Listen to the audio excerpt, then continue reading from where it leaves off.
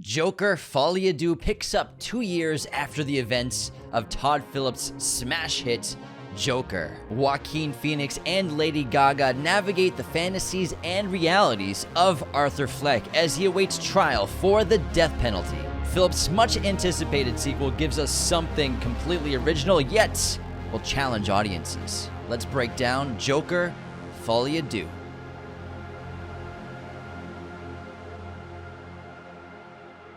What's up, movie friends? Welcome back to Raiders of the Lost Podcast, the ultimate film and TV podcast, and today we're breaking down the anticipated sequel to Joker, Joker Folie. James, I just gotta say, you're wearing this amazing Joker outfit. You got the makeup, you got the costume, you got the hair. It looks great. You actually look like Joaquin. This isn't an outfit. This is who I really am. Anthony Murray. I hope you don't have a pistol in there. You get what you fucking deserve. Jesus Christ. I really loved Joker 2. Now, this is already becoming one of the most divisive films of the year, if not the. I mean, it looks like it's even more divisive than Megalopolis. This has Megalopolis isn't divisive. Yeah, it's 98% not liking it. 2%, it's good. Now, I walked into this film wanting something different, and that's what we got. And I was down for the musical element. I know that a lot of people, we've been seeing it in our comments, don't want anything to do with the musical, which I think is odd. I mean, it's something fun, something different. And for me, Joker 2 was fresh, exciting. He deconstructed his first film, and the first film was a deconstruction of comic book movies. And so it's a double deconstruction. And I really like what he did with it. He gave audiences what they didn't expect. I think a lot of people had expectations for what Joker 2 would be, what the Joker character and Arthur Fleck would be like, where he would be in the story, what was going to happen. But you know what? It's really great to be surprised. And Todd Phillips, he's going to get a lot of hate for this film. A lot of people are going to call him out. This is going to get really so much negative press and negative reactions. But I think that it's really incredible that he did something that has never been done before. He made a comic book movie musical, rated R, very graphic, and it's a deconstruction of a human being. And he gave us a Joker that's his Joker. A lot of people, I've been seeing the comments, Letterboxd, YouTube, TikTok, Instagram, all of it, complaining that this isn't the right Joker. At the end of the day, this is Todd Phillips' story. It's Todd Phillips' movie, and it's his Joker. And this is the Todd Phillips Joaquin Joker. And so for me, I walked into the movie thinking that. I don't want to compare it to Heath Ledger. I don't want to compare it to the comic books.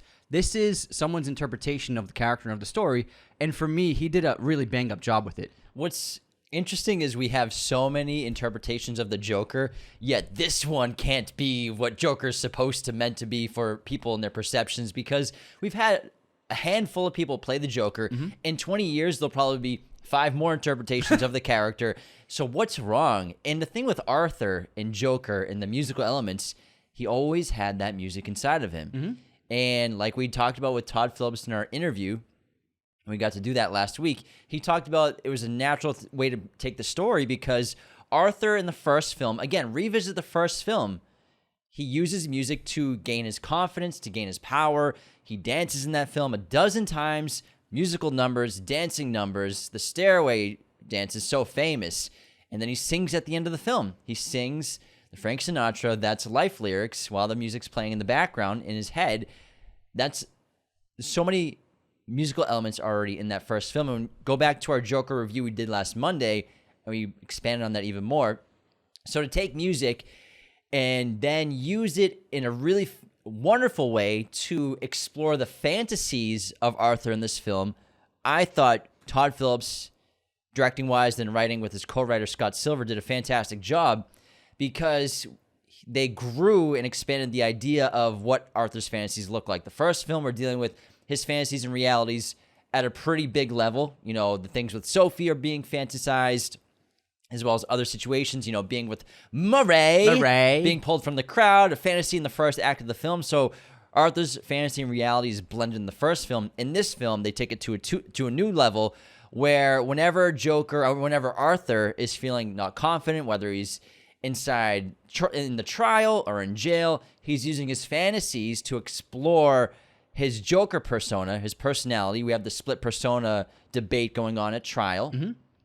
And we're doing this wonderful, fantastical musical numbers, either by himself or with Harley Quinn, played by Lady Gaga, and just expanding on the fantasies of Arthur and diving into what he wished he would be doing if Joker could come out and play, basically. And that is an extension of the first film. He wished he had a relationship, so he has the fantasies with Sophie. He wishes he had a father and that he could be with Murray, so that he fantasizes about that. And then in this film, the fantasies are a progression of that into him fantasizing, being free, being able to do what he wants, having the independence and the freedom to sing and dance and be Joker. And Joker is a performer at the end of the day. Even as a villain, he's a performative villain. So I think that the dancing and singing actually makes sense for a performing kind of tone for a villain, if that makes sense. Yeah. And on top of all of this has incredible filmmaking. It's some of the best-looking filmmaking we've seen in the comic book genre for a very long time. They expanded on it. Lawrence Sher, the DP, did a wonderful job with Todd Phillips. Incredible color theory in this film. There's two kinds of great color theories in this movie that look amazing. This contrasting of blue and yellow light throughout the entire course of the film, and then using Arthur's imagination and his fantasies to hone in on the colors from the Murray show. So first, I want to talk about the yellow and blue. This film, whether it be exterior shots, the interior lighting of sets, blue and yellow are constantly contrasting, and they did a great job of showcasing the coldness of the prison and the coldness of confinement. And then when he's seeing freedom, when he's seeing liberation, it's this beautiful yellow gold light. The music room, when he's walking by in the hallway and he gets his first glimpse at the music room, how is it lit? With this beautiful warm light. And then multiple times he's looking out a window and there's just warm light bathing on his face, and he seems to bask in that beautiful light whenever he can. He's connecting to this warmth and this beauty which is not existent inside of the prison. The prison is cold, it's dark, it's desaturated a little bit, it's blue, it's green. And so this great balance in these two contrasting colors work great together. Lee's wearing a golden cardigan. The colors of blue and yellow crop up throughout the entire course of the film. Multiple outfits in the trial. People are wearing blue and yellow. The flag for Gotham has blue and yellow in it, and you'll see blue and yellow throughout the entire course of the film. And it's these two colors that are constantly at odds with each other because there's a duality to the character, which I think also was a great expansion on from the first film. And then the other color theory is using his fantasy and seeing colors. And the first example of this is when he's walking through that gated outdoor area with the 4 guards who are leading him across the prison. And he looks, and it's raining. They won't give him an umbrella, and they have 4 black umbrellas. But then when he looks up in his fantasy, the colors have these beautiful pastel colors to them on the umbrellas, and these are actually the colors from the Murray show. Murray's curtains are the same colors as the color palettes of these umbrellas, and there's multiple other times where we're getting little sneaks and little teases and hints of these multiple colors cropping up throughout Arthur's life in prison because he's trying to hold on to that fantasy. He's been brought down, he's been confined, he's been beaten, battered, and imprisoned, but he's still holding on to some semblance of the greatest night of his life, of his big event. You posed that question really well to Todd Phillips, talking about the colors of this film, because you picked up on it on our watch. And in case you missed our Todd Phillips interview, thanks to Warner Brothers for letting us do that, we're going to put it in the podcast right now. So if you haven't seen it, here's our interview for Todd Phillips that we did with Warner Brothers for Joker Folie, Deux, and we'll be right back with the podcast. You don't want it to ever feel like a job, but it's also kind of the fun part.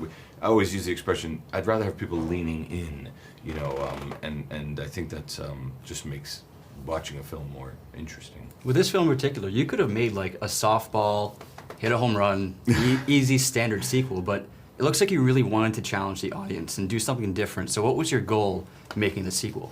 Well, it was a little bit of that. You're right. Sequels sometimes can be a bit of a layup, but to be quite frank, I don't know that Joaquin Phoenix would have signed up for a layup. He really wants to.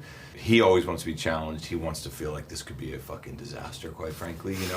And so some of it was that, and some of it is just this idea of as you make more films, as a director, just me, the crew I've worked with for the last 7 movies, we like challenging ourselves too, and trying something just totally different. Yeah, and you use music in this film really well to dive into the mind of Arthur Fleck. Mm-hmm. Now, what is it about music you think connects us to our fantasies, to our realities, to our identity? I mean, I think just music for everyone is the soundtrack of their life, and everybody has a different soundtrack in some ways, but something Arthur something Joaquin and I talked about really early on the first film, was that Arthur, while he might be left-footed with the world, while he might be out of step with the world, he has this music inside of him, and that came out in the first movie. Remember, he's dancing in the bathroom, or he dances when he comes out on Murray. So yeah, it was just a big part of the character of Arthur for us. So this seemed like a logical place to go, even though it seems kind of crazy on the outside. While writing this, how do you write a screenplay like this where maybe you're managing audience expectations versus what you particularly want to do with it? Movies are made and are good, and they are fan service movies, and they are managing audiences' expectations. Or you can do something entirely different, and I think there's something to be said for both of those things. I just think, again, as a creative person, all you can do is take risks and work hard and see what happens, and that's kind of what's fun about the job that we do. And with all the singing and dancing, what was choreography like and blocking? And did you pick up sound on set, or did you do it in post? And were Gaga and Phoenix involved with any of the choreography for their characters themselves? Yeah, of course. I mean, they were, okay, that's a long question, but first of all, the actors on my movies, on every movies, are involved in all those things, always, right? It's yes, you hire an amazing choreographer. On this one, we have a gentleman named Michael Arnold. But certainly Gaga's going to have a say in her choreography, and Joaquin has, a point of view on everything. And yeah, we recorded the songs, live. They were singing live every take on set, which, is not unique to this film. A lot of musicals try to do it. Obviously, you're going to have Lady Gaga in the movie. You have to do it that way. Joaquin may have been intimidated sometimes to be singing live in front of her, but he got into it really quick, and I found for the choreography, the big show-stopping spectacle sequences were amazing, but I actually connected more to the very subtle dancing that both of them were doing, and like when they were alone and private. Me too. And that, for me, that was like the most powerful bits of dancing I saw. I think what you're responding to is the emotion, and I think that's it's so funny because one of the songs in the movie is "For Once in My Life," which is made famous by, of course, Frank Sinatra. Frank Sinatra's a million times going to be the singer that Joaquin can ever be, right? However, Joaquin sings that song with such emotion that it takes it into an entirely different direction. I'm not saying it's better than Sinatra, it could never be, but it's different because of the emotion that he's singing it with. So watching this film, color is very important, and I picked up on blue, yellow, and sometimes green happening. And I wanted to ask about the color theory that you and your DP Lawrence were using, and how it represented the characters. Well, the first really burst of color you see in the movie is the umbrellas, and the umbrellas that are happening in Arthur's mind. And really what that represents is, oh wait, there's still Arthur. Arthur's still in there, right? That flame has not totally been extinguished. The color of those umbrellas, if you're paying attention, not that you should, I don't mean it like you missed it, are actually the colors of the Murray Franklin curtain. Gotcha, that he comes out on. Yeah. And we started to be, those colors show up a lot in the movie and in Arthur's life. So yeah. Right, but it's, to put it simply, like, directors have a lot of tools with which to kind of paint, to make their portraits, their paintings. Color, cinematography is obviously a huge one. Music, for me, is always one of the biggest. Can you talk about your evolution as a filmmaker, now gearing towards darker stories, more complex characters later in your career after the beginning with a lot of comedies? To me, it's just, to me, a lot of it comes from actors that I could work with. Joaquin is somebody that any director is dying to work with. He is just on the Mount Rushmore, to me, of his generation of actors. So a lot of those decisions are sometimes made with, man, if I could get so-and-so to do this. But, a lot of it for me is like who you can work with. I know it's been said about me, but this idea that I'm not doing comedy anymore, comedy to me is still the most important and the most fun way to make a film, and I would love to go back to it, explore it, find actors to build something around and just kill it, because I do think the world could use a little more laughter at the moment. Ironically, even though you're making a Joker movie, yeah. I know. Exactly. And in terms of writing, do you listen to anything when you write? And did you listen to anything in particular while you were writing this screenplay? Yeah, I mean, when I would write the Hangover movies or the comedies in the past, I would listen to just music that I liked, right? I would often Neil Young or something, whatever, pick anything from that sort of era, and it would just be on. With these movies, you know, on the first and really on the second film, I was listening to a lot of Hilder's stuff. Hilder, to me, Hilder's our composer, and she really somehow captures Arthur to me in a way. Like, I could see Arthur when I hear her music. So I had that on a lot when I was writing. You know, I write this movie but with Scott Silver, but we write separately. I don't know what Scott listens to, but that's what I was listening to. Love to hear. And we huge fans of the film. You knocked it out of the park. Guys, thanks for So doing we this. have time for questions. Nice to but meet thanks you. so much. Likewise. We hope you enjoyed that interview again. Thanks, Warner Brothers, for letting us chat with the wonderful and super witty Todd Phillips, who directed this film, co-writing with Scott Silver.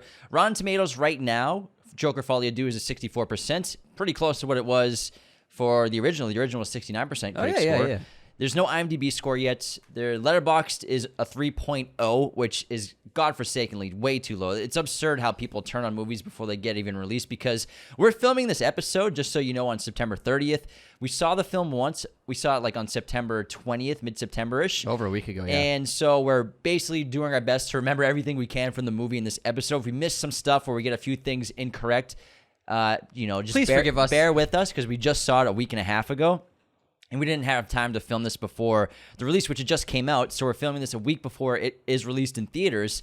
Projected box office right now is kind of unknown. It's somewhere around 50 to 100 million domestically. People are unsure of what performance is going to be like. And the budget was obviously larger than the first film, which had a budget of 55. This is closer, estimated $100 to $150 million for a budget, which of course it would get, because the first film made $1.07 billion. Damn. But it's interesting that people are already bashing on this film, which we'll get into in a little bit. But just a quick synopsis of Joker Folie à Deux. This film is set 2 years after the first film, which ended with Arthur shooting Murray dead on live television while outfitted as the Joker and inciting a citywide riot. In the process, now Arthur is locked up in a psych ward facing the death penalty. But after meeting a fellow patient, Harleen Lee Quinzel, played by Lady Gaga, who is obsessed with him, or rather his alter ego Joker, Arthur ditches his medication and prances into the fantasy world that often plays like the MGM musicals of yesteryear on acid. As their bond intensifies, Arthur and Lee break into songs like Get Happy, For Once in My Life, and That's Life, that convey their shifting emotions. He's drawn to romantic ballads. She prefers music about power. Clearly, they want different things out of a relationship. Despite all the singing and dancing, Phillips struggles with the idea of labeling Joker Folie à Deux a musical because, I think a lot of studios, it's sort of like with Blade Runner when that was coming out, Harrison Ford, he wasn't calling it a science fiction film. He was calling it a futuristic film. Oh, that's good. I think some studios or some filmmakers might be wary of labeling their movies specific ways that would turn off an audience. Mm-hmm. And I think that it's kind of accurate here because there are several musical and dancing numbers in this film. Arguably, same amount as La La Land, except less, I guess. Less screen time. A little less screen time. Much shorter, yeah. And a little more organic of the approach of the singing, because sometimes Arthur just starts singing a song when he doesn't know how to express the words. For example, when he's doing that interview with the character named Patty for live TV, halfway through that interview, he starts to breaking into a cappella song. And then other times he's exploring his fantasies, whether he's dancing with Lee Quinzel outside of the psych ward of Arkham after she burns down the piano music room in the theater. And they're dancing outside, and it's cross-cut brilliantly with the Arkham Hotel on top of the rooftop. Mm-hmm. And I just think that at the end of the day, it's a musical, but also it's not the kind of musical people think of musicals when they see them. It's really well balanced. Yeah. And half of the musical numbers are very short, and there's no spectacle at all. Like you said, it's either Joaquin or Lady Gaga really just singing for a little bit in the same setting they've been. And there are obviously a couple of fantastical sequences, whether it be the big jazz club, the trial room, and then the rooftop. Those are the big set piece musical numbers, and they have dancing and singing, but it's really just the rooftop one that has a whole dance routine with singing, without singing. But that's happening at the same time they're actually dancing in real life. Exactly. It's. I think that he did a phenomenal job of really blending in what's happening in his mind. And Phillips' team, he's working obviously behind the camera with Lawrence Sher, as actually Anthony brought up, his cinematographer from Joker as well. Production designer Mark Friedberg, who did a fantastic job on this movie. Oscar-nominated editor Jeff Groth and composer Hildur Guðnadóttir, who won an Oscar for her first album of Joker on the first film in 2019. They've also added Oscar-nominated costume designer Ariane Phillips, who did Once Upon a Time in Hollywood most recently, as well as Don't Worry, Darling. Reuters, the film's executive music producer, and supervisors Randall Poster and George Draculius, and casting was done by Francine Meisler and Lady Gaga, of course, not just making her own accompanying album to the movie, which just got dropped the other day, Harley Quinn, in one word. She dropped it on the 29th of September. Mm-hmm. Also served as music supervisor, a music consultant, like she does on many pictures she works on. That makes a lot of sense. And she's phenomenal in the film. I really love this interpretation of Harley Quinn. She's got a lot of motivations in this. And I really love how it, at first, blends in and meshes in with Arthur. However, as the story goes on, and this audience and Arthur begins to learn what her real motivations are and what she really wants, it really conflicts with him. And it drives a lot of conflict into the story where Harley wants Joker. She doesn't want Arthur. And I also think that with this film, you can look at the general audience as, the people who support Joker being Joker, because that's what people want. We get that line in this movie, give the people what they want. People want him to be Joker. However, this film is an antithesis to that. He doesn't want to be Joker by the end of it. He chooses to be Arthur by the end of it, which I think is a brilliant storyline that we'll obviously get into in way more depth going forward. But I really want to talk about the opening cartoon of this movie. Yeah, it's pretty fun. It was great. It set up the themes of the film, of duality, of Arthur and Joker struggling for power and for the spotlight.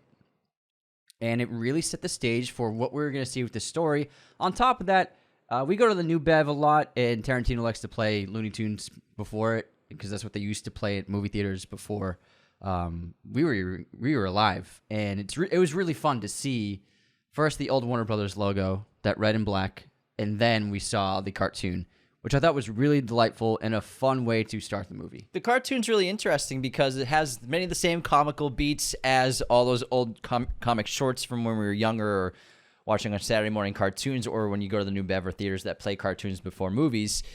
And the duality is explored in this cartoon because it starts off with, obviously, Arthur as Joker, and then his shadow, who's following him around, becomes personified.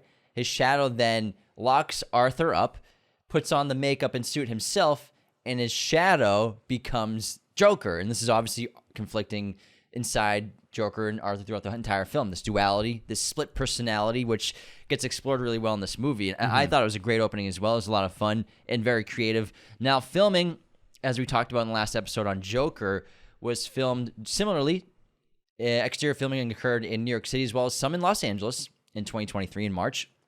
Gaga had filmed scenes with a crowd of extras demanding Joker's arrest outside the New York City courthouse. Arkham Asylum scenes were filmed at the abandoned Essex County Hospital in New Jersey. In April 2023, filming took place at the Joker Stairs, the stairway on West 167th Street in the Bronx, which is a very famous destination for people to go and take photos now. Filming officially wrapped in April 2023. And Joker Folie Deux was shot entirely with IMAX certified digital cameras. In case you're wondering, obviously we asked Todd Phillips about the live music on set, and they did record everything on set. And so Phoenix and Gaga performed the musical numbers live, accompanied off-camera by a piano player who performed off-camera, keeping up whatever tempo they established. Meanwhile, Phillips apparently had a terrible time editing these sequences because he described the experience as a nightmare from every scene. The blocking and the dancing and the choreography, every take was so different and incoherent. Because of Joaquin and his improv. Yeah, they're just doing so much improv that it all didn't blend together. He said it was a nightmare editing all the live musical numbers on sets. But I thought it was absolutely terrific at the end of the day. I didn't notice any continuity issues. Yeah, me neither, really. They did a great job. And then this movie, even though the first film we're exploring Gotham quite a lot. I mean, the whole movie's all over the place. We're in train stations a lot, Murray's live set, but we're walking the streets with Arthur for a large portion of that film in his apartments. Joker Folie is surprisingly, for the most part, a two-location film. You know, we're set inside Gotham's Arkham Asylum, where obviously this emaciated version of Arthur Fleck, who's even more skinny, it seems like him, even more malnourished in this film, is a prisoner. And then a large portion of the rest of the film takes place in Gotham City's central courtroom, where obviously his sanity is being weighed by judge and jury to deem whether or not he is insane, whether or not there's legitimacy to this two-person personality, this split persona. And besides that, we explore Gotham a little bit here and there, but for the most part, we're taking place in two locations, which I think is really Todd set himself up with a big challenge here, and I think in a very positive way, to put your character in a box and really see what you can do as a creative storyteller with that, and then whether or not you can get your character out of the box and how that would what that would look like. And then eventually, once your character gets outside of the box, what do you do? Do they go run free and become the crown prince of crime of Gotham? Or as we see in the film, spoilers if you haven't seen Joker Folie do, dropping some spoilers right now, which we'll talk more in depth later. After Arthur is freed from the explosion at the courthouse, he goes and finds Harley. He finds Lee at the top of the stairs. She rejects him because he's not Joker. He just denounced Joker and accepted his humanity for the first time, really. And he gets arrested and goes back. He lets himself get arrested, basically. It's not too different from the first film. It really isn't. And at the end of the day, I think it's a pretty brave thing to do. And it really makes sense with Arthur Fleck was never meant to be, in this world, he was never meant to be Gotham's crown prince of crime. I agree. And you can interpret it as Lee's reaction to this kind of mirrors the negative reaction to the film. When he goes in the courtroom and says he's not Joker? Yeah. And her rejecting him for not wanting to be Joker, the audience is going to be rejecting this film for him not wanting him to be Joker. It's going to be a perfect mirror to that. You know what I mean? Yeah. And I think that was Todd Phillips' intention. I mean, Silver and Phillips did it on purpose. They knew it was going to be a tough thing for audiences to grasp and accept of him not wanting to be Joker. It's not like they were like, people are going to love this. I think they were... What makes this really cool for large-scale comic book filmmaking is they weren't afraid to really challenge the audience. And let's try this and see how it comes out and see how people react. Rather than just giving people what they want to see, let's turn it and try something else. And I really commend them for that, because they could have made this an easy sequel. They could have made Joker escape, made him gather up a squad and start killing and committing crimes and becoming the prince of crime in Gotham. They could have done that. That would have been the easy way out. But I really like what they did with this film, and they structured it still about Arthur. And also, I mean, I've seen so many complaints about the pacing. Have you seen the pacing of Joker? The first one? It's a leisurely film. You know, shit doesn't hit the fan until the train sequence, and then until Murray. I mean, that is a slowly paced film, and I think it's great it's great pacing. Yeah, first 10 minutes, it's just Arthur laughing for... I found this film to move actually at a quicker pace than that film. I think so, too, yeah. I've seen a lot of people complain about the slow pace of this movie, and I'm like, I just watched both of them this past week. Joker 2 is a quicker paced movie. The story moves along a lot faster, and so I'm not really sure what the negative reaction is regarding the length of the film. And I believe people are just trying to pick something to complain about. I guess so. I thought it was paced really well, and I was never bored. I was out the edge of my seat the whole time. I was locked in. Really well edited. It's so well edited and so well shot. Speaking of, I love the opening of this movie, and we got a really fantastic oneer. Yeah. We got the immersion into the prison world, which I think was essential for the audience to see where Arthur's been for like the last few years. And we also learn a lot in this scene. And they do a great job. We follow Brendan Gleeson's guard character humming that tune, unlocking all the doors and waking all the prisoners up, and they come out. They go into the common area. Each of them get their pills, and they sit down and watch TV. And we follow first Brendan Gleeson, and then we're following Arthur for the rest of the shot. It's about I would say a 5.5 minute shot, and it looks great. They used a great long lens for a really small depth of field. It's very shallow, so that we're really only focused on Arthur, and everything else is kind of blurred in the background. So they did a great job choosing lens for that. And we get to see the coloring, the deep, dark, pale blues of the prison, and how disgusting it is. They're confined. These cells are metal and old. And we see Arthur. They all have their buckets, which they clearly pee and poo in. That they have to that they have to bring out and dump into the sinks. It's a disgusting place to live. It's awful. And it really shows the hellhole that Arthur's been in, because he ended the first film on top. And you can clearly see Arkham Asylum has brought him back down. Maybe even further down than he was before. There's just nothing he can do because he is just confined to this prison. I thought it was a spectacular shot and an excellent way to open in the film. I found a little motivation of Todd Phillips and Joaquin and the team of going in the direction that they went with this movie, in addition to everything we've been talking about. And this great article that Variety wrote up recently interviewing Todd. And to quote Todd Phillips, he said, "Why do something if it doesn't scare the shit out of you? I'm addicted to risk. I mean, if it keeps you up at night, it makes your hair fall out, but it's the sweat that keeps you going." And now friends and colleagues have described him as a savage wit who delivers his sardonic observations with a seen-it-all swagger. It's actually a quality that Cooper borrowed from Phillips when he starred as their irreverent Wolfpack leader in the Hangover trilogy. So, to quote Bradley Cooper, "I was basically playing him the whole time, playing Todd Phillips. I adapted his mannerisms and the rhythm in which he speaks. Todd is like an amalgamation of iconoclasts. He harkens back to the Rat Pack with some John Cassavetes mixed in, who we just talked about in Rosemary's Baby.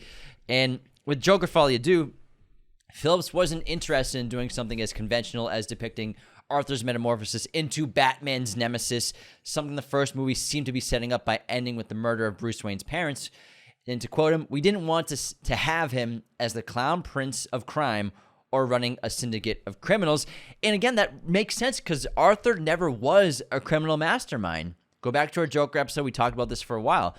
He never was meant to be this mastermind. He's more acting on impulse than anything. Going back to the Live with Murray show in the first film, Arthur was never planning to kill Murray. He was planning to kill himself on Murray. That was his plan. Things got out of hand with that heated discussion with Murray about the murders he committed. I doubt he was planning on confessing to the murders. I think he was just going to go on there, tell his knock-knock joke, and then blow his brains out. But he couldn't help himself. Joker, this other persona, started coming out and getting control, really, you could argue. And then when it got heated, he decided to kill Murray instead of himself. That was not the plan. If it was the plan, we would have seen that. But he's rehearsing suicide in his living room the day before. And some more talking about his motivation. Phillips instead said he was more interested in showing the way that Arthur's breakdown captivates Gotham. He wanted to examine how the very idea of entertainment has changed as movies and TVs come to share a stage with whatever scandal is currently being featured on TMZ, cable news, the internet. In the latest Joker, Arthur's courtroom antics aren't just tabloid fodder. The biggest thing on the airwaves, attracting throngs of mad-as-hell fans. Plus, in the movie, they talk about that TV movie that's been created. And to quote Todd Phillips, he says it's all been corrupted. Look at the recent presidential debate. There's a countdown clock in these gladiatorial graphics, or take the Johnny Depp Amber Heard trial. Everything is just treated as entertainment now, and there's something sad and troubling about that. And that really leads to the big motivation between Lee. Like Anthony said, Lee doesn't want Arthur. Lee wants Joker. And even when they're talking at the guest room with the telephones in the prison, she says, "I want to see the real you. This isn't you. I want to see the real you." She thinks the real Arthur is Joker. Meanwhile, Arthur doesn't know who the real version of himself is. His doctor, his psychiatrist, she's trying to convince him, you're a human being. This Joker personality, that's something else. and we need to get you into a hospital with proper procedures to take care of your mental issues and your mental health versus being killed by the death penalty. And that's her motivation, is don't trust Lee. She's just using you. Everyone else, they're not here to support you. They're here to support Joker. You're not Joker. We need to show everyone with this TV interview, with the trial, that you're actually a person. We as a culture have an addiction to sensationalism, and I mean, those are great examples, and you see it in the film, whether it be the angry mobs or the happy mobs. They want Joker free. They're celebrating Joker, and there are so many instances of during the trial, we're going with Lawrence with the cameras. He's panning over to one of the TV cameras in the trial, and we're seeing the screen on that camera, and we're seeing so much displayed on television. And the TVs in this film display so much information, but it shows people's addiction to sensationalism, people's addiction to the conflicts of what's trending, to the point where things are, I mean, it's a kind of a shameless display of, in a way, taking advantage of private situations by using them for entertainment. And this is a great example of that. And I think it was a really great tactic for honing in on what they wanted to approach in terms of telling this story with the narrative. And I think they really knocked it out of the park. It made so much sense. They were really putting a mirror in front of the audience and saying, this is a reflection of our world, and is it right that we do this? I keep seeing other critiques, not just the pacing, but also critiques saying Phillips didn't have enough plot to fill up a whole movie, and that's why he filled it with musical numbers, which is silly. And I saw in the same article, I can't remember what big paper it was, a mainstream outlet. They also said that Phillips didn't take any chances in this film. What? Which is a load of shit. The whole movie's a chance. He chose to put his character in prison, like Anthony's talking about. He could take the easy route, make him a leader of a bunch of criminals and take over Gotham and become a crime The opening could have been boss. an escape. It could have been him not even in prison. Yeah. It could have been the continuation of after he was on top of that police car, standing above his adoring fans, cheering. Maybe he gets out of the psych ward. Maybe the psych ward wasn't real at the end of the movie. I mean, he could have done anything with it. He could have been escaping that psych ward at the end. But he chose to put his character in a prison. He chose to do that versus letting Arthur free to run amok. And like I said, if you think Arthur isn't anything by the end of the movie than what he is compared to the first film, then you weren't paying attention to that first film. Arthur never was Joker.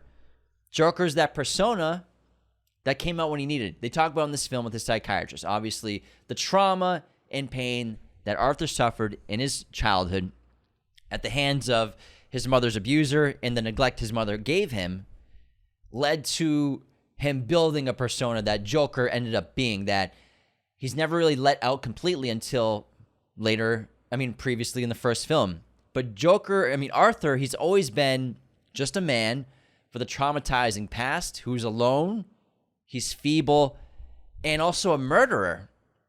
That's really all he ever was. He was never meant to become the symbol or never meant to become a martyr. That all happened by accident. He happened to be a clown who happened to commit murders, who got seen in that whole image of the killer clown, the clown being taken up as a symbol. It's really the sensationalism of the iconic image of the clown, which helped create the persona, not him. The mobs used the clown. He just fed into it. Yeah, exactly. The clowns used the mobs used the clowns. The protests were already happening. They heard about this guy dressed as a clown who killed a couple Wall Street people. Thomas Wayne goes on TV, calls anyone who's not wealthy, basically, anyone who hasn't made anything of their lives, a clown. And so then they fall in love with Joker. After Live with Murray, he does what they all want to do, and they all want to fight back against the establishment, against the wealthy, the anti-rich sentiment. It's all connected, but it's all happened by chance. It was never planned out. Not one thing about Joker and Arthur Fleck is planned out. So it's a great question, because did Arthur even invent the Joker character, or did it kind of snowball from the train shooting? It was really, in a way, the reaction to the idea of a clown killing Wall Street guys, plus Thomas Wayne, like you said, in the press, and the community took it up as kind of like a calling sign. and created the iconography of the image of the clown. And then Murray calling him a Joker, he comes up with the name of Can You Call Me Joker? It's what you called me. He's doing what the people want, because in the first film, he's finally getting noticed. He's finally getting attention. So in a way, did Arthur even create the Joker persona, or was it kind of created for him? And on top of that, again, Harley in the community, as well as the audience of this movie, they want Arthur to be Joker so badly that she has no interest in Arthur. And one of my favorite scenes, and it's one of the best scenes in either film, is when Harley manages to visit him in his cell, and she puts makeup on him. He's Arthur, and he's clearly absolutely smitten with her and in love with her. She's not in love with Arthur. She's in love with Joker. And so before they have sex, she puts the makeup on his face to make him Joker, because that's who she wants. And I think it was one of the most powerful moments in either films of Harley putting the makeup on his face and then having sex with Joker, and essentially showing that Arthur means nothing to her. That's absolutely true. And I think that Gaga's Lee, her Harley Quinzel, is also going to be a divisive reaction. Margot Robbie's obviously terrific as Harley Quinn, and many of the comics and cartoons give us a very flamboyant, action-heavy, chaotic character that's loud, like a loudmouth character, and very funny. While Lady Gaga's in Todd Phillips' Lee, she's a little more connected to Arthur's psyche in terms of being a little quieter. Her madness, for the most part, she keeps really hidden in very well, which mirrors Arthur's crazy in a lot of ways exceptionally well, or Arthur's Joker really well. Because Arthur, he keeps his madness hidden when he's not in makeup, obviously, and as we open the film, he even refuses to tell a joke. He seems like he tells jokes every day, but for some reason he's not telling jokes right now. The day of the trial. Yeah, the day of the trial. And Lee, she's sort of just been infiltrating this ward to try to meet Arthur. She's, like many, become obsessed with Joker, not with Arthur. She's become inspired by Joker. She lies to get on Arthur's good side. Obviously, Jackie O'Sullivan, played by Brendan Gleeson, who's great in this film. He sort of also has this odd relationship with Arthur where you can't tell if he's jealous of Arthur or likes Arthur, is entertained by Arthur, because he's transfixed by him when he's in trial. Whenever Arthur's in trial, they're watching in the jailhouse, in the asylum. Everyone's watching on TV. And Jackie kind of feels like a fan in a way. He's a little nicer to him. He gives him cigarettes when he tells jokes. He offers to bring him to the music therapy class because Jackie also wants to sing and express himself. And that's obviously where Arthur meets Lee in this music therapy class. And Lee's just been biding her time, waiting to meet him. And when they meet for the first time after the class, she explains how her mother put her up in here and she's crazy and she hates her mother. But, her doctor, Arthur's doctor tells him, she lied to you. She put herself in the psych ward. She's rich. She grew up wealthy. Her parents are alive still. Because Lee never cared about Arthur. And even after Arthur's told all this, he still doesn't believe it. He says, you don't get me. She understands who I am. They want to build a mountain. That's a continuous line throughout the film. There's that song, We Want to Build a Mountain. And you could argue that Arthur maybe lost his virginity to Lee in that cell scene. Definitely. It's possible. It looked like it for sure. It was The expression on his face. Whoa. What? Is it in? Is it in yet? That's super bad. Super bad. Oh my God, I think it's in. McLovin! Were you just assaulting that girl? Are you violating that girl? Are you violating that girl? And then Lee tells Arthur she's pregnant, that she's got an apartment at the complex he used to live in, which is a perfect example of how nutso she is about just Joker, because Arthur's reaction is like, I don't want to go back there. I hate that. I hate that apartment. And then she says that line, I want to see the real you. And she draws the red mouth with lipstick, one of the best shots of the year. And Arthur slowly moves his face in front of it so that the red makeup of the lipstick covers his mouth. Brilliant shot. But Lee's just using Arthur to get to Joker. and she wants to bring Joker out, convincing him to fire his lawyer, who's not doing a good enough job, convincing him to represent himself. I'm so proud of you, baby, after he decides to represent himself, which for Arthur is the worst decision he can make because he needs someone fighting for who he is as a human versus the Joker. Yeah, and I'm glad you brought up the visitation scene with the lipstick because I think it's a brilliant moment, not just narratively, but visually, and it really connects to the blue and yellow color theory that I see in this film. Because what happens when you mix blue and yellow, James? You get green. What's the color lighting of that scene? Green as heck. It's green as hell. There are a couple of scenes where the lighting changes from any kind of contrast to just one straight color, and this scene is like green. And the way I looked at it is there are multiple scenes where, so for me, Arthur is blue and Joker is yellow. Those are the two color theories I have, and they blend together sometimes when he's at chaos and when both personalities are struggling to come to terms with what's happening. That scene when she visits him, the lighting is green. There's no color contrast in that shot, for either shot. It's because he doesn't know what to believe because he discovered that she lied to him, and so he's unsure of who he is or who she is and what to go do going forward. So the visual filmmaking in this movie tells so much.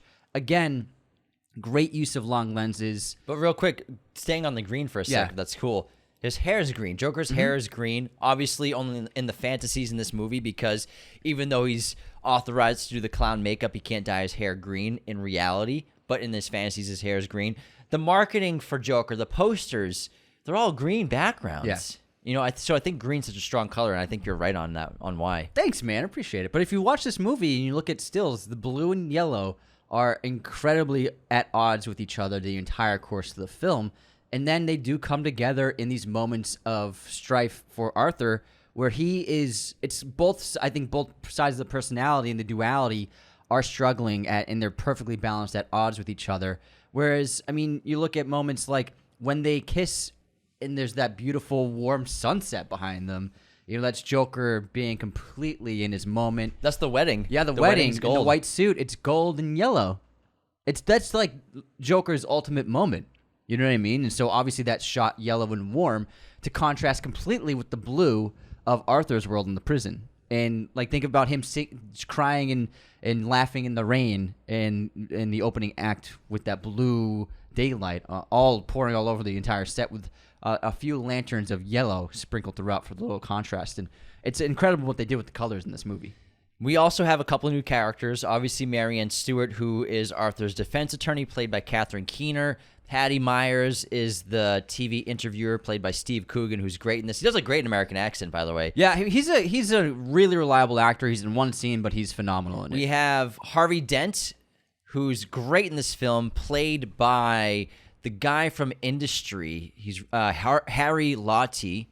He's really good as Harvey Dent in this film. And we even get a tease at Two-Face in this movie in case you weren't paying. So there's a tease of Two-Face after the explosion. Half his face is on fire. Oh, my God! Yeah. Oh, I didn't catch that. Harvey Dent. That's amazing. We get a sneak at Two-Face in this film. That's Jacob great. Laughlin, one of the kids from Mud.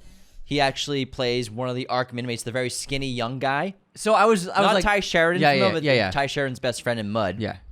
And then there's also another character who's an inmate in this movie. I couldn't find him on IMDb, couldn't find him on Wikipedia, but he's a very integral character to the ending of this movie. It wasn't that actor? No. So this is Jacob Laughlin's the very young one with long hair. You're thinking of a guy with shorter hair, blonde hair. Okay. Because I was going to say, this guy who you're saying is very integral, and we're going to spoil this, so might as well just spoil it. I was like, throughout the course of the film, I was like, this guy is a really good actor. Why is such a great actor in this small role? The thing with Jacob Laughlin is when I'm thinking about his character in terms of he's sort of like a fan of Arthur's. Mm-hmm. He looks up to him. Yeah. He feels like, to me, Arthur Fleck in youth versus the other inmate who, I'm spoiling right now, ends up killing Arthur at the end of the movie, has that crazy in his eyes. He feels like Joker. So the friend, Jacob Laughlin, in Arkham, who's sort of a very... It's like his little brother. Yeah, he sits with him. Doesn't seem like he'd harm a fly. Yeah. He's very skinny like Arthur. He looks like Arthur, kind of. Looks like he'd be Arthur's son. Mm-hmm. He's got long dark hair. very interesting jawline and facial structure. For me, that's Arthur Fleck, what he's always been. And then the inmate who ends up killing Joker, who ends up killing Arthur at the end of the film, shanks him in the hallway. He's seen a few times in the movie. He's seen a few times when they're walking playback of the trial, and he's in the back of the room kind of like fidgeting and has this evil glare in his eyes. And clearly Todd Phillips was setting him up for something big. He says a line later in the film, and when he stabs Arthur, he says he has a joke for him, and then he stabs him. In the joke, I can't remember exactly what he says again. I haven't seen this for a week and a half, but it's something about a clown walks into a bar or something. Yeah, clown. It's about identity. Yeah. The theme of the joke. I can't remember the wording, but it is about identity. But he kills Arthur because he also wanted Arthur to be Joker. He wanted Joker to be real. And then he kills Arthur. Arthur dies, and in the background, of course, this guy gives himself the Joker lips with the knife. The Joker smile. The Joker smile. Yeah. So for me, slices both his cheeks to create the smile that we all know. When I see these two characters, these two young inmates, one looks and feels just like Arthur Fleck in his youth. Weak, feeble, just trying to be a nice guy. Remember, his nickname was Happy. Yeah. He just wants to spread laughter and joy. This guy looks up to Arthur. He's a fan of Arthur's. He's very nice, it seems like. He just has, obviously, his problems. And then this other inmate is a wild card. He looks different. He's got blonde hair, blue eyes. He looks like a dog. If you let him off the leash, he could do something dangerous. And for me, that's Joker. So I think Todd Phillips put these two characters in there on purpose to represent the duality of Arthur in prison, of what Arthur is versus what Joker is. It's like innocence and cruelty. Yeah. Because I remember that inmate, he just watches Arthur from the background often. Yeah. Whereas the young guy, he like sits with him and kind of like follows. He's the one who the guards trick him into having Arthur kiss him. Yeah. He's the naive Arthur, the grown child. Yeah. And then, because while watching the film, I'm like, that guy, that other inmate, he's really good. I remember thinking that, like, he's doing a great job with his expressions. Mm-hmm. Now I know why they cast him, because he plays a fucking huge role at the end. Yeah, so does that make sense to you? Absolutely. And then, obviously, I think a lot of questions are going to be had at the end of this movie. And I loved this ending, if we're just skipping ahead for a little bit. Because dude, whatever, why man. Not? Whatever. I think a lot of people are going to ask themselves, did Arthur actually, was he not the true Joker, if there even is a true Joker in this world? Did he create the true Joker? Did he create the Joker that would become Batman's nemesis? Because at the end of Joker, Bruce Wayne's parents are killed during the riots. Well, now you can argue that in this world, in this verse that Phillips and Scott Silver created, did Arthur inspire the actual Joker who would become the villain to Batman, become the crown prince of crime in Gotham? Is this guy that actual character? We'll never know, but it's up for interpretation, which I think is fun. I don't think there's a definitive answer, but obviously this universe, if it continues, and we can interpret however we want. And in my mind, it's fun to interpret, would Bruce Wayne become Batman in this world? Would this guy become the actual Joker in this world? Not that Arthur wasn't the Joker, but you could just say that he was the influence on who would become the Joker in this Gotham. I do think you got it wrong, though. I think Jacob Laughlin is the guy who stabs him. No. I think it is the guy. No, it's not. I think it might be. No, it's not. It's not. Are you sure? I'm 100% sure. 100%. 100% sure. I'm just saying, I'm not sure if this is correct. Jacob Laughlin, hold on. Yeah. I think that he is the guy who stabs him. No, the guy who stabs him has short blonde hair. This is Jacob Laughlin. I know what he looks like, yeah. Yeah, I got him. I got him pulled up. Yeah. Yeah. That's the guy who's like following Arthur around and kisses him. Yeah. I think that's the guy who stabs him. No, it's two different guys. You might be right. You might be right. I'm telling you, like it's 100% right. Jacob Laughlin plays Arthur's fanboy, the nice guy in Arkham, and then there's that wild card that's always in the back in a chair in the back of the room, fidgeting and shaking his leg, just like Joker does when he kills Murray. Mm-hmm. Murray. So two different characters. That's the guy who stabs him. He's got short blonde hair. I think that he got a haircut to show the time. I think it might be him. I need to watch it again. again. Yeah, no, I can tell you. Yeah, sure, but I'm letting you know that they're two different characters. I'm just saying. I think Dick Jacob Laughlin's the guy who stabbed him. No, because they're also they're in the room together. They're both in the room watching the trial. Yeah. Yeah, Are they? in multiple scenes. They're okay, watching you might the be playback right. of the You trial. might be right. The guy's in the back of the room who kills kills Arthur at the end of the movie. Laughlin plays the guy who's obsessed with him.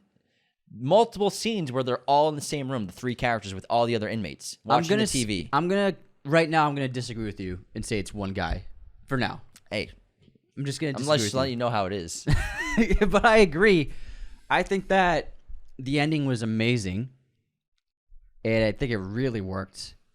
It was shocking. It was unexpected.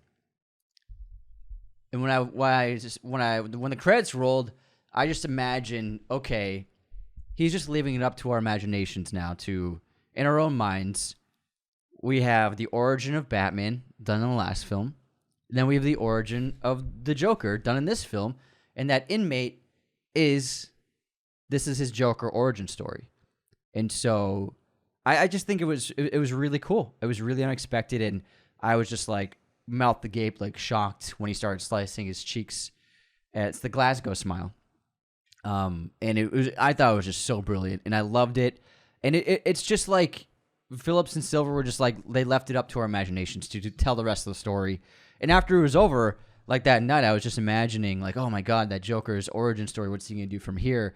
And then he'll rise up by the time Bruce is 18, 19, 20, taking up the mantle of Batman, and it would just like work perfectly timing-wise. And it's just obviously how you notice the Harvey Dent thing. I think it was just really fabulous ending, and I really liked it. I did not see it coming. But what's also interesting is none of those things could come to fruition. This guy might never escape the psych ward. He might never be Joker. Bruce may never grow up to be Batman. He might never become a vigilante. Harley Quinn, who knows? She might just disappear into the ether. Yeah. Harvey Dent might just try to continue being a defense attorney and never become a villain. All those things are true because there's no real answer. It's ambiguous on purpose. We get to decide. We get to imagine whether or not those things happen in this universe. And we can imagine if they don't happen. And they don't have to happen. They don't have to. That's the thing. They don't have to happen. There's not going to be a Joker 3. And Todd Phillips is done. Yeah. And also, we're going to get these characters over and over and over and over again for the next 60 years. That's why it's silly to get upset about this movie, because this ending is going to piss people off. We loved it, whatever. But people are going to get upset about This is literally the fourth Joker this century. It's like, we're going to get new ones. They literally deleted Barry Keoghan's because it wasn't good. Sure. They messed that one up. It's not that it wasn't good, but it just might not have worked. I don't think it worked. It was fine. They didn't delete him. They cut a scene. He's in some of it. In the Batman? He's not in the Batman. I thought he had a minute-long scene. No, they cut it. Oh, that's right. They deleted his scene. Yeah, that's right. They cut him because they were like, oh, let's change the direction of what this character is. No, they just cut the long scene that he had. He had like a 5-minute scene that he cut with Riddler. He's the still interrogation. Oh, him and Riddler? Yeah, he had a 5-minute Riddler scene. Yeah. Oh yeah, maybe yeah. I haven't seen it for a while. He's in the movie. He's at the end of the film. What happens at the end of the film? When Riddler's watching the TV. He's watching. Yeah, Joker's in the movie. Yeah, you might be right. It's just but they cut. Batman had a scene with him that they cut. Yeah. And then Riddler had a longer scene with him that they cut. I haven't seen the Batman for a minute. That's what it is. It's been a minute. It's been a minute. And what's really fascinating about the ending is post-explosion, Arthur's free. He can do what he wants. But why does he reject freedom? We'll talk about that after the intermission. And before we continue, the best way to support Raiders of the Lost Podcast is to become a patron today at patreon.com/Raiders of the Lost Podcast. Why would you want to sign up? Because you get bonus episodes every week of the show. You get access to the ad-free version of every single episode, so you can listen to every episode without those commercial breaks. You can also get access to our Discord where we have watch parties. What did we just watch the other day? We watched something a comedy. Great. Fantastic Mr. Fox. Yes. We watched last week with a bunch of fans on Discord. You can also get free merchandise, video messages, all kinds of great perks available on Patreon at patreon.com/Raiders of the Lost Podcast. You can also help us by leaving those 5-star ratings and reviews on Spotify and Apple. subscribing on YouTube. All of these things help us get seen by new people, help build reputability for the show. I love to read 5-star written reviews out on Apple. I'll get to one of those in just a minute. And another great way to support the show is just share us. If you know someone or have friends, family members that love movies that, could use a podcast in their life to listen to, send them Raiders of the Lost podcast. Send them this episode. If they're Joker fans, this is an incredible way to help us grow as large as possible.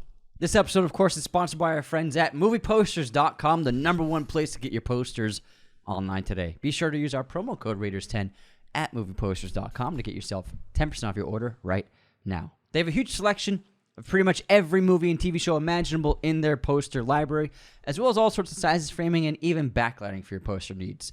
Spooky season is upon us.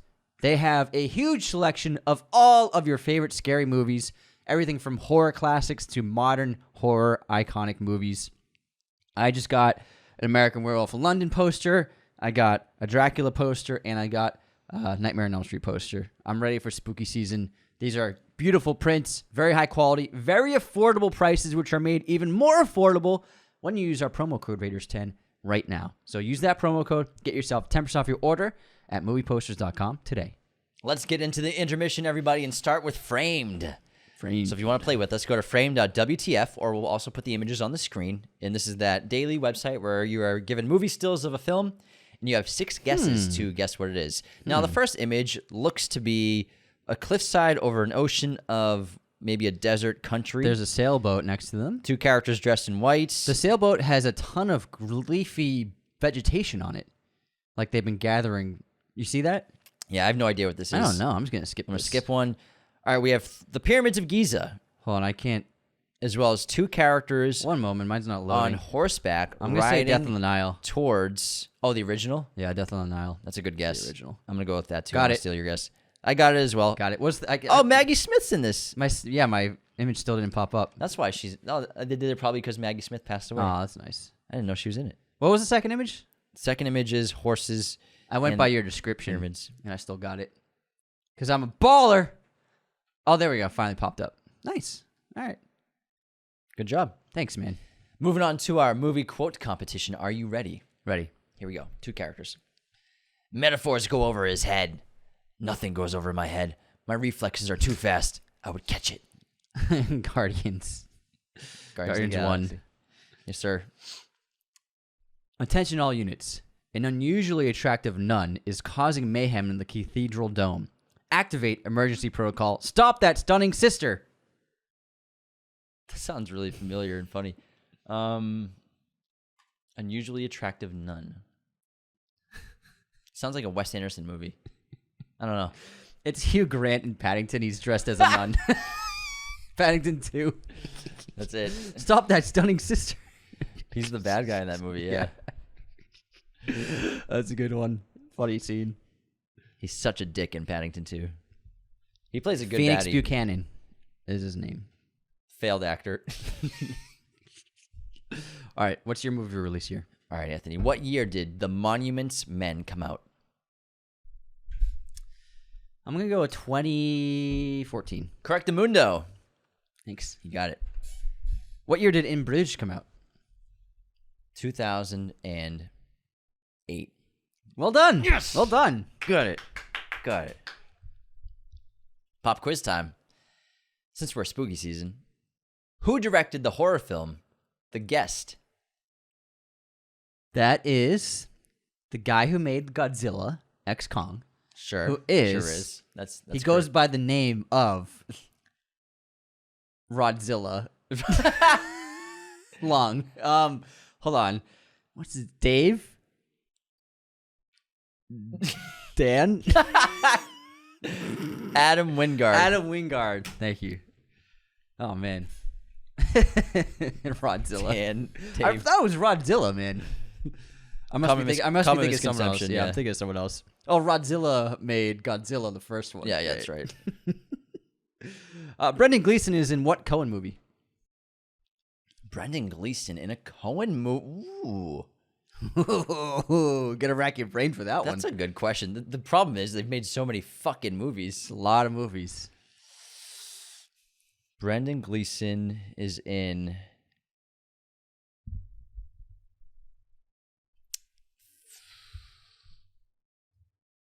Oh, brother, where art thou? No. I don't know. I gave you a clue with my question. Let's see if you can get it again.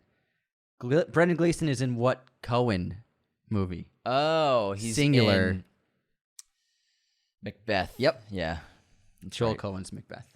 I specifically said singular Cohen. Yeah, that's it. That got me.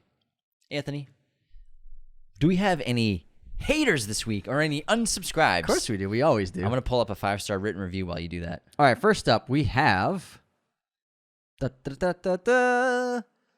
Okay, Boris4240.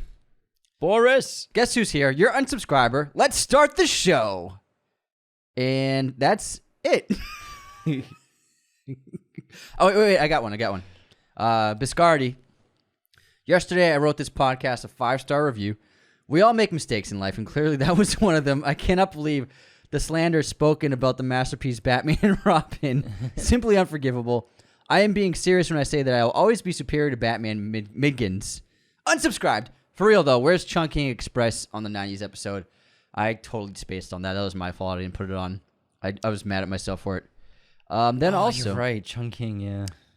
we posted stills from my movie, and Sarah James wrote, how dare you post this without a release date? Unsubscribed. We'll subscribe upon release. Okay, this is a good one. Movie news. Tyree. So you're telling me that the Supergirl villain isn't actually fighting... Supergirl isn't actually fighting a supervillain with plum-related powers? Unsubscribed from the plum adjective in the description. Remember? Plum. Next up, we got Connor. Oh, wait, no, that was from... We did that the other day. All right, that's all cut up. We've done recordings 3 days in a row, so we have burned through all of our unsubscribes. All right, Anthony, I have a great written review. Let's hear it. You ready to hear it? This is from the Rainmaker 93. Rain Man! This show will make you subscribe. 5 stars. Absolutely tune in only all the time. Used to remind me of me and my brother as far as having the same taste in movies. And for that reason, I regret to inform you that I will have to unsubscribe. Keep up the great work, gents. Thanks, the Rainmaker. We appreciate it so much. Thank you so much for that 5-star written review. You are a gem. Thanks, Rainmaker. Thank you. Anthony, what's your streaming recommendation for this episode? Challengers on Prime. I'm going to recommend Sinister on Max. All right, let's get back into our episode on Joker Folie Deux. And before we went to our break, I teased... Yeah, you teased something. Why, after the explosion at the courtroom, Arthur doesn't accept freedom and doesn't accept Joker. So, the events leading up to this, obviously we'll talk in more detail about all the courtroom scenes and the trials. But this is the third day where, first day, Arthur is himself in court, and he eventually fires his lawyer. Next day in court, he comes in dressed in full Joker outfit and makeup. And then on the last day of the trial, Arthur comes in with the Arthur suit, but with the Joker makeup, showing this great duality of sort of, who do I pick? Who am I? Am I Joker or am I Arthur? That's why he's wearing Arthur's suit and Joker's makeup. Because even though he was Joker the day before, and he had this horrible abuse that happened to him in the jail that night in Arkham, after calling out the guards, he doesn't know who he is yet. And he's deemed guilty on all accounts after admitting that he's not Joker. I'm not Joker. That's not who I am. I'm Arthur Fleck. He accepts just being a man. And when he does that, Lee leaves the courtroom, abandoning him in shock. And then he gets the death penalty. And then, boom, massive explosion. Awesome Explosion. Arthur wakes up. And, of course, he's on trial for the death penalty. He's going to walk out and escape. He's going to go find Lee. He escapes the explosion in the rubble of the courthouse. Walks past Harvey Dent's half-burning face. Gets picked up in a car, again, by some Joker protesters. One's dressed exactly like his fully realized Joker. Yep. On purpose. And then he escapes the car, runs to the steps, finds Lee at the top of them, smoking a cigarette, emotionless, who rejects him, breaks up with him basically, walks away from him because he's not Joker anymore. And then the cops are at the bottom of the stairs and Arthur doesn't flee. So why does Arthur not flee? Why does he not embrace Joker? It's because he's accepting himself as just being Arthur, of who he always was. He's accepting his humanity. He understands now that no one wanted him. Everyone just wanted Joker. When he goes through all of the events of the last 2.5 years of creating the Joker persona, committing those murders, at the end of the day, that's all he is a murderer. And he is probably now feeling remorse for his actions, feeling guilt. He realizes, I killed people. I'm a murderer. I've done terrible things. Just because those guys were wealthy, privileged, doesn't mean they deserve to die. But I've done a terrible thing, and I deserve to pay for that terrible deed that I've done. I also killed my mom. Yeah, I also killed my mom. My mom's dead. I'm celebrating. And I think he's finally accepting his actions because he's always used Joker as a shield, and he's always used society rejecting him to justify his actions and to let Joker out. But I think whatever happened to him the night before in prison, which is not shown, combined with really the ending of that second day, and I think the interrogation of Gary specifically, that made him realize that this isn't who I am. And I think specifically that conversation he has with Gary on the witness stand is integral to him rejecting Joker going forward. And also, he was punished for being Joker by the guards, essentially. And I also think that he didn't run away because he thought he found someone who loved him. He thought Harley loved him, and it's not until she rejects him on the steps that he really understands that she was only in love with Joker. And so I think that he cared. He's always just wanted someone who loved him. His mother didn't love him. The institutions that he was in beholden to didn't love him. Nobody's ever cared for him until Lee. So he thought. And so that's why I think he didn't try to escape. He went after to try and find Lee. That was like the only thing that mattered to him. For once in my life, I have it's one someone of the who main loves songs me. in the whole movie. It's the first time he sings in this movie. He sings that song, that line. And I think he sings that specifically because that's what's motivating him in this film, because he thinks Lee loves him. And what the world needs now is love, sweet Exactly, love, yeah. another main song in the movie. And then Get Happy, Get Ready for the Judgment Day, another main song of the film. These all three are connected to Lee and his relationship with her and his love that he feels for her, but not understanding the love that she has isn't for Arthur, it's only for Joker. And then Lee's a great representation of sensationalism herself, of someone who was so obsessed with the Joker that she put herself into the institution on the chance of hopefully meeting him one day. And, you know, she's an obsessive fangirl, essentially, at the end of the day. And she's in love with the idea of Joker and not who the Joker is.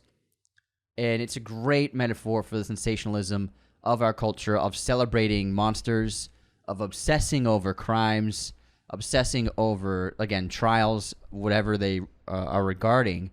And then also, the guards are an example. You know how you said Jackie maybe likes Arthur and is a fan of him? Mm-hmm. I don't think he's a fan of Arthur. They use him for entertainment. They joke with him. They mess with him. They want him to tell a joke every day. And so everybody uses Arthur in some capacity, and the guards use him for their own entertainment in a way. You know what I mean? Yeah. There's also something about Joker. Arthur's a special inmate. He's a star. He's a star, Jackie yeah. asked him, Yeah. what about you, Arthur? Do you still think you're a star? And the voice of reason in this movie is Marianne Stewart. She's Arthur's defense attorney. She has these firm ideas that, you know, Arthur's suffering from trauma-induced fragmentation, and that his crimes were the result of a separate person inside of him, Joker, a different persona who takes charge, and she wants to show people that. She brings in that other psychiatrist who starts asking Arthur those questions about this other persona did he remember? Did he black out during the events of the murders? Is Joker another person? Can they talk to Joker right now? Can you just flip it on like a switch? And that's another main reason why they're doing the interview with Patty, played by Steve Coogan, who's a TV host. And this is a great scene where Arthur is on the fence of whether or not to be himself, Arthur, or to let the Joker slip out a little bit. And the interview starts off really sensationalized, where Patty's trying to get some hot topics out of him, some good quotes to use. But obviously, it gets shut down. He's not supposed to talk about specific things. And Arthur eventually starts singing. I can't remember what song he sings in this moment. But for me, this is Arthur letting the Joker out a little bit and giving into the sensationalism. Giving the people what they want. Yeah, giving the people what they want. You know, he looks to the camera. I like how he sort of like looks directly into lens behind him as the camera's rolling. Like live TV is like, oh, there's one behind me. But yeah, this is one of the early instances of Arthur singing in the movie. And I like Joaquin Phoenix singing a lot in this film. Lady Gaga as well. Obviously, Lady Gaga is one of the most talented singers on the planet. But in this film, she sort of, I think, changed her voice up a little bit. A little raspier, a little harsher to be Lee Quinzel singing. And obviously, Joaquin Phoenix will never be Frank Sinatra. He's not a classically trained singer. But I like and I respect the bravery he went with this film to stand opposite Lady Gaga and sing on camera with her live on set. And, you know, I was reading an interview of Todd Phillips saying that Joaquin was sick to his stomach every day with nerves doing this. I bet. You know, it's an intimidating thing to do. Not to just play this character again after the expectations of the first film, but to sing alongside Lady fucking Gaga must be a terrifying experience on set in front of 70 people. I think he did a great job, though, because Joaquin doesn't have to be the greatest singer in the world. He doesn't have to match Lady Gaga's talents. What he has to do, and what he does in this film, is bring the emotionality, he brings energy, and he brings great characterization to his singing. He finds his voice, which he did really well, and just plays to the strengths of using that emotionality to influence his singing, whether it's in the fantasies or little singing here and there with Harley. And Gaga did a great job deconstructing her own voice. She trained a lot for this role because Harley also doesn't have to be a great singer. There's really one sequence where she belts it out. But again, like the first thing she sings to him, it's just very grainy and low in her vocal cords, and it's not the Gaga we all know, which I thought was just really great. There's a couple of images I loved the shaving scene when the prison guards are shaving him and they cut him. I feel like that was a real cut. I don't know, maybe it was CGI blood, and it looked like I feel like Joaquin just had it in his mouth. Maybe, yeah, but he they were licked it off his lip. I think they were absolutely shaving him for real. Oh yeah, I think It so too. looked like real shaving, Yeah. and like you It's can like one shot. You can do it with Brendan Gleeson, because Gleeson's the one talking, and you can trust someone like Gleeson to make sure he pulls off his dialogue in a really important shot that you can really only do once. Yeah, but he's off camera for the most part of Yeah, that scene. but still, he doesn't mess up at That's all. Brendan Gleeson. Yes, I but- think they definitely shaved him for But it was too. cool. When was the last time you saw real shaving in a movie like that? It's been a while. Yeah, it was great. I thought it was really cool. And I also loved Arthur rides the bus a lot in the first film. He rides the bus a lot in this film. It's a prison bus. But I think that they really mirror each other extremely well before he becomes Joker more in this film. It's Arthur going to trial, and we get that warm light bathing him again, and he's embracing that warmth in the yellow. And then he sees that there are fans of his outside the courtroom, and he's like, oh, yeah, they're pulling for him. And then the next time he's on the bus, he's full Joker. He's confident. He's got that cool smile. It's a really great contrast to the bus rides that he took in the first film. And they didn't have to show him riding the bus, but I think that they wanted to really connect this film to the first one and all of the bus rides he takes in that one. Glad you brought that up.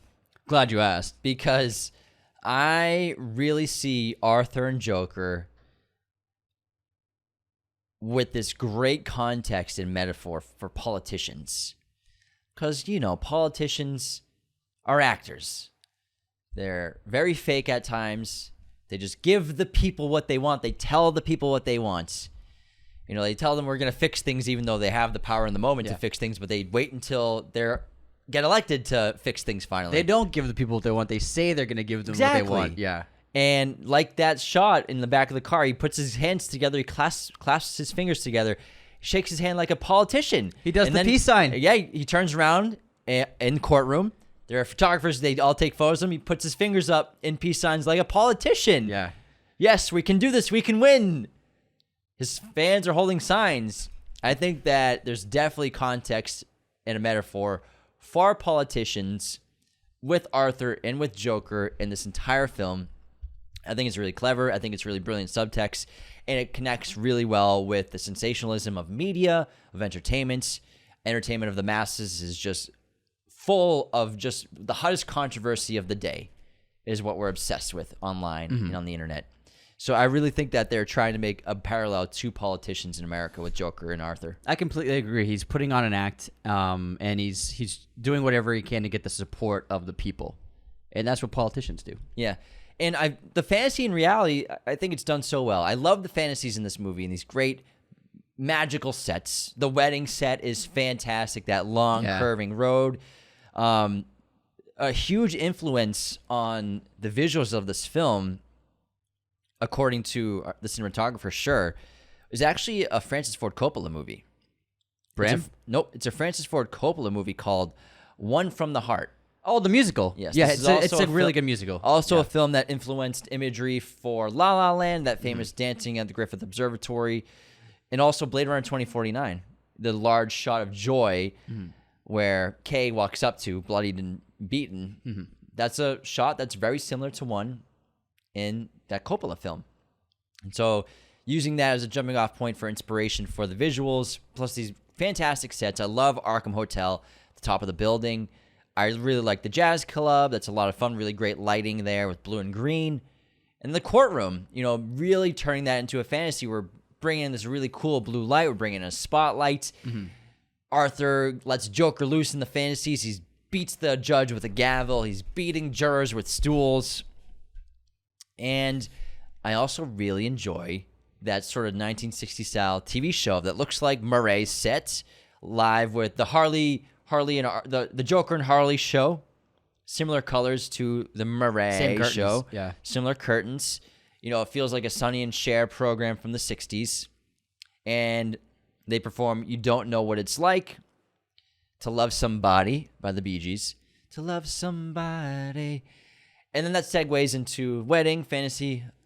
But this TV show is really important because Todd and his editors and his screenwriter, co-writer, it starts off very innocent, but then as they're talking to the crowd and after they're singing, Harley and Joker they have weird energy. Their chemistry gets off for a second.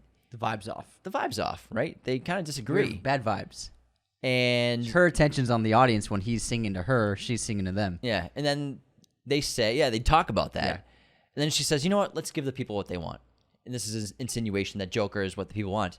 But also, she shoots Joker in the stomach. And Joker is in shock. The crowd laughs, falls to the ground, blood coming out of his stomach. And he's in shock that Harley just did this to him. And what's Todd do? Cuts. We're moving on to more of the film. We don't revisit this till later in the movie. Third act of the movie, we come back to this moment. We come back to Joker being shot. And I believe it happens after he rejects Joker. I think it happens after he rejects being Joker. I can't remember off the top of my head. Couldn't find a full plot synopsis in chronological order of the film. Again, we just saw this like 10 days ago. But it does happen in the third act where they continue that scene of him being shot. And this is because Harley doesn't want Arthur. She wants Joker. And he's rejecting Joker. And it's foreshadows. It's a foreshadow for Arthur's death. He gets stabbed in the same spot. Halfway through the film. Yeah. He gets stabbed in the stomach by the other inmates in the hallway who was inspired by the Joker just like Lee was. And was disappointed after Joker was rejected by Arthur. This movie, after watching it, I felt there was a connection to another Martin Scorsese movie. So the first film, obviously inspired by Taxi Driver and King of Comedy. This film, I got a lot of New York vibes. which is the musical film with Liza Minnelli and De Niro. He plays a saxophonist, and she plays a singer. They're two very different people who come together with a romance. There's strife, there's conflict, but they perform together. There's big musical number sequences, but also there's a lot of great sets there. And there's a set where they're walking through like Central Park, but it's clearly a set. And I saw, the reason why I connected is I saw this movie years ago, but then a few weeks ago, I was watching Scorsese video, and he was describing like he made these sets on purpose so that the audience knew they were sets. He didn't want it to look like they were in a park for real. He wanted it to look like, oh, this is a soundstage. You can see the painted backdrop on purpose because he wanted it to emulate the old Hollywood musicals that often shot in sound stages. And then that plus the musical numbers in that film, the two characters performing together a couple of times, but then also solo, I was like, this is definitely a huge inspiration for Joker 2. I definitely absolutely got the New York vibes. I can definitely see that. Joker in court is really one of the better moments of the film, I think. And this is his first day in costume as Joker, representing himself. Full suit, full makeup, but not green hair again. The judge allows it, but he won't let Arthur turn it into any more of a circus. In Joker representing himself, at first he seems very confident, but then you can tell that he's clearly in over his head. He's silly, he's goofy, he's unpredictable. Southern accent. Yeah, he does a southern, like, Louisiana accent, specifically when he's questioning Gary. And it's a really surprising moment when Gary is called up as a witness. And Gary, played by Lee Gill, is great in this movie. Obviously, he has a great couple scenes in the first film, but I think this is a really important scene. And Gary always was nice to Arthur, and Arthur was always nice to Gary. And that's why Arthur didn't kill him in the first film. You're the only one that was nice to me. I'm not going to kill you. Kisses him on the head and lets him go. Gary was in protective custody after he went to the cops after being murdered. We learned in this film. We learned that he didn't watch the Live with Murray show, which Joker was very surprised and disappointed by. Did you watch Live with Murray that night? No, Arthur. I was in custody. They thought you were going to kill me. And he probably didn't think that. He thought Arthur was probably lying about being on Murray. He tells him, like, I'm going to be on Murray tonight. You should watch. Mm-hmm. But there's no way he'd believe that. And I think the absolute fear that Gary has, even just taking the witness stand, looking at the person who he saw commit murder, it changed Joker and let Arthur out a little bit. And I think this was really what opened up Arthur's reality that Joker isn't real. I'm not Joker. You can see it in his eyes because he's so confident at first, but then this interview with this witness really breaks him apart as Joker. And you can tell that he feels bad. You can tell he actually feels remorse because of how he's affected Gary. Gary says he can't sleep. He's afraid all the time. He lost his job. And Arthur, I think, finally is starting to feel remorse for the first time for the things he's done. And I think this interview with Gary on the witness stand is a contributing factor to why the next day he rejects Joker and takes on the persona of Arthur, combined with, obviously, what happens to him in jail. Because after this day in court, Harley's so proud of him. Everyone's cheering for him. He's in the back of the cruiser going back to Arkham. And it's that great shot where he's in full makeup and he's got that big grin on his face. He's smiling and confident because he's listening on the radio and he's happy. But then, obviously, because he called out the guards at Arkham, calling out the fat guards, they abuse him. And they drag him through the courtyard, and then they take him into a bathroom. They strip him down. And we can only assume and theorize what happens to Arthur in this sequence. I'm assuming he's sexually assaulted by the guards. Yeah, definitely.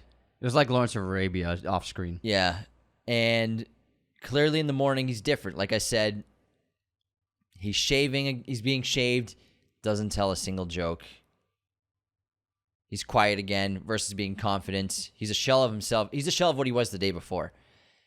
Goes to court, Joker makeup, Arthur's suit. Not sure who he is anymore. And I think that between Gary and then the assault in the prison, those led to him rejecting Joker. Yeah. There's a great visual motif we see in this film with spotlights and the lights of the performing lights. We get that great shot before he goes into his musical number in the jazz club. There's a spotlight that shines onto him. Great shot. And I also really love the moment he and Harley kiss for the first time. They're watching a film being projected. She sets fire to the piano in the corner, causing chaos to give them a few moments alone to be able to kiss. And they kiss with the light of the projector behind them. And it's really beautiful, and it's a great image. You have the fire on the right side of the screen. It's yellow, and then the blue light on the left side of the screen. Again, the contrast of colors. But metaphorically, they're kissing inside of a fantasy. You know, the projector is displaying a fantasy on screen, a movie. It's an illusion. And so that's what their romance is built on. It's fantasy for her. And so I think that shot is so informative for what that relationship is. But Arthur doesn't realize it. And it's a great point. More points of Arthur's confliction is he, like we talked on the last episode, Joker has 3 different laughs. He has what's called the laugh of affliction, which you talked about, where it's the uncontrollable laugh where he's in pain, choking, he can't stop it. He has the laugh, the I'm a nice guy laugh, the fake laugh he does, like in the comedy club when he laughs at the wrong moments. The opening parts of when he's on Murray before he kills him, where he does the fake laugh, the disturbing, loud, flamboyant laugh to fit in. And he has this real chuckle, which he does after he kills Murray, and he does inside of his psychiatric meeting at the end of Joker 1.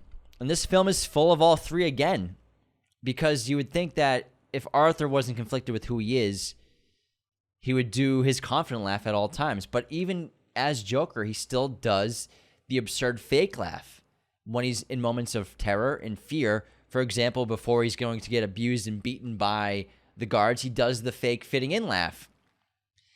And there's that shot of him as Arthur in prison outside in the rain. Looks like he's possibly chained up to something. Yeah, he's got a chain around his back. Yeah. And he's being punished standing outside in the rain, doing his uncontrollable laugh.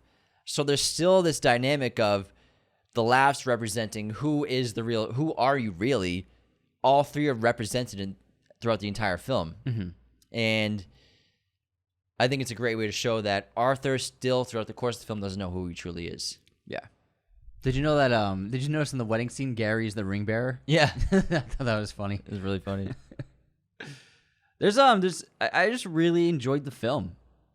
I understand why a lot of people won't be happy with it, but I do think that, you know, the internet is a place where, you know, some public opinion can be swayed, and just in our content, in anticipation for this film, I've seen hundreds of comments of people saying not going to watch it just because it's a musical, and I think that's kind of sad. You know what I mean? Do we really just want to watch the same movies over and over again, copy and paste, repeat? I think this movie is really exciting, and it's unique and it's original, and they tried something different, and that should be celebrated. And unfortunately, if this movie, it clearly is not going to do as well as Joker, it's going to have a poor fan reception, and ultimately, the downside to that is these films in this genre will be less creative. And that's going to be the result of the backlash about this film. Going forward, studios are going to be like, maybe a director will have a cool vision for a comic book movie, but they'll be like, I don't know, Joker 2, see how that went. Let's just stick with what works. And I think that's kind of sad. And unfortunately, I think that's going to be a drawback to the overwhelming negative film reaction this film's undeservedly going to receive. Again, we're filming this on September 30th. We don't know exactly where projections are standing out, and by the time this episode's posted, it'll be Monday after its release. And we'll know then. I think that Folie Deux is going to have a pretty good opening weekend, like around 60, 70 mil maybe, but then it'll probably fall off because word of mouth I think just people, like, it's the same thing with The Flash. People decided to not go see that movie before it even came out. Months before it came out. Yeah. They turned on it. I enjoyed that film. We saw it early and we enjoyed it, and it was before all the bad press. Yeah. And all the press with the lead performer, CGI. Yeah, the CGI, and I think it's.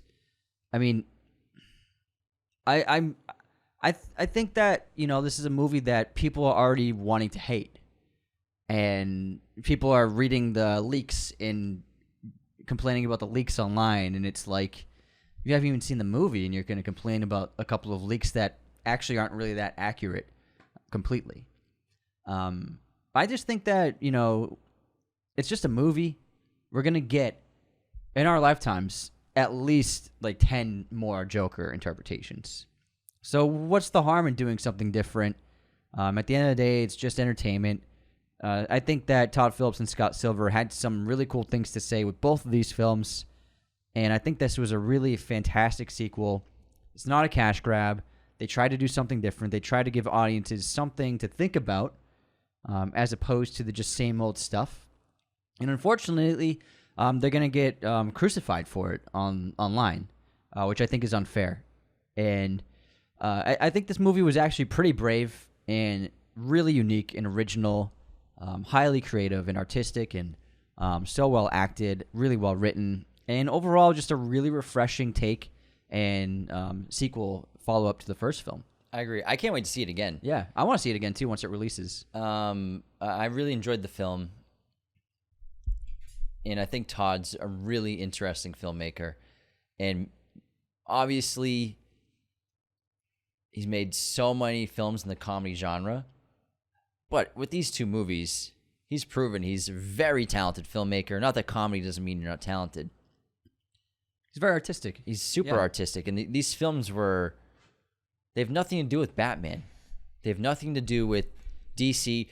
The thing with the Joker movies, the first one especially, they don't need DC. They don't need the DCU. They don't need Batman. They would still work. They would work if Batman didn't exist and you just came up with a character like this. It would still work. That's how good these movies are. That's how great the character is. And that's how interesting the approach is, because, yeah, it's an IP. It has the executive producers for all the Batman movies. It has affiliations, with the characters. Bob, the original writer. But at the end of the day, these movies would be totally fine standalone movies that have nothing to do with comic books or superheroes. They don't need them. They're powerful enough. They're good enough. And I think that maybe people are just too superhero obsessed that they're upset that Batman's not in this movie. Bruce Wayne's not in this movie. We went to an event and I heard two guys complaining, like, they didn't even put Batman in it. I'm like, we're going to have Batman all the time. We have 2 Batmans in the next year. I mean, there's literally 5 Batmans a year when you count animated, dude.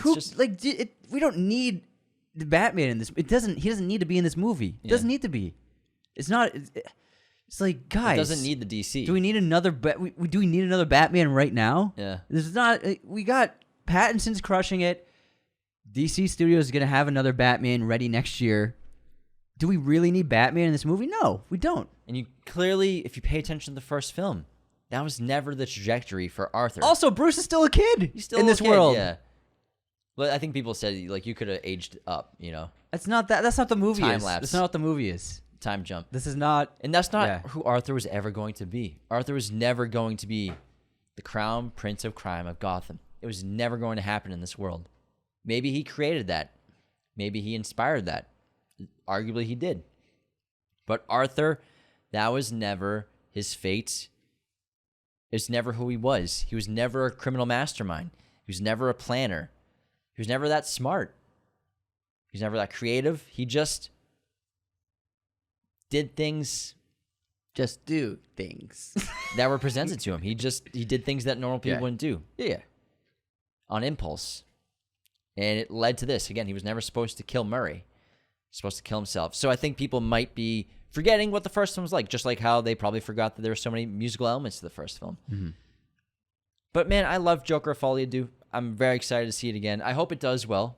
I'm sure it'll make good money. It'll make money. It won't make $1 billion. Oh, it might not even hit 500. Yeah, it probably won't hit 500. not maybe with not 400. Not with bad word of mouth. But for rated R comic book movies, we don't get many films like this. And I'm very excited about it, and I can't wait to see it again. Yeah, I thought it was outstanding. I loved it. I loved every second of it. All right. Well, thank you so much for tuning into this episode of Joker Folie Deux. Thank you for dressing up, James. You look great. I We're appreciate actually it. the duality of Arthur and Joker. In this. I hope I looked all right. You look great. Suit's getting returned to Amazon ASAP. I hope the makeup comes off because we're seeing Hans Zimmer tonight. Anyways, as always, leave those 5-star ratings and reviews on Spotify and Apple. Subscribe on YouTube. Like, comment, share us with everybody you know.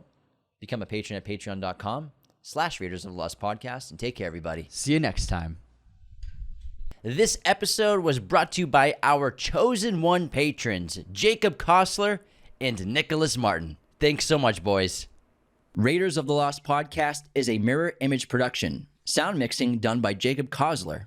Opening music by Chase Jackson.